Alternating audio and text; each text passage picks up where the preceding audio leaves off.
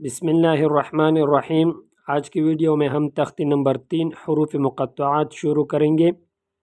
हरूफ मुक़त्तआत उन मुक़द्दस हरूफ का नाम है जो कुरान मजीद में कुछ सूरतों के इब्तिदा में अलग अलग पढ़ा जाता है, यानी उनको लफ्ज़ या जुमला बनाकर नहीं पढ़ा जाता बल्कि उनको अलग अलग एक एक हर्फ पढ़ा जाता है। जैसे यहाँ पर है, यहाँ हम इसको पढ़ेंगे अलग अलग। अलिफ लाम मीम। यहाँ पर लाम के ऊपर मद आया है तो इसको हम 3 अलिफ की मिक़दार के बराबर खींचेंगे।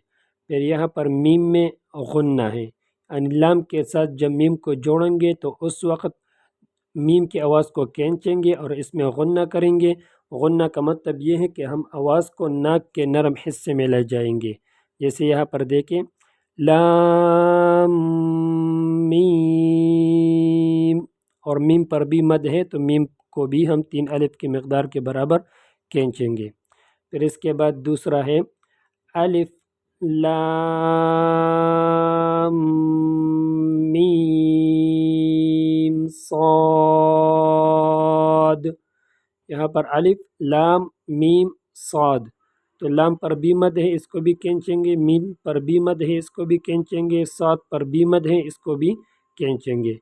और मीम पर शद आया है और यहाँ पर गुन्ना करेंगे। इसके बाद है अलिफ लाम रा। अलिफ लाम रा। इस तरह रोज़ाना नूरानी कायदा का सबक सीखने के लिए हमारे चैनल को सब्सक्राइब करें।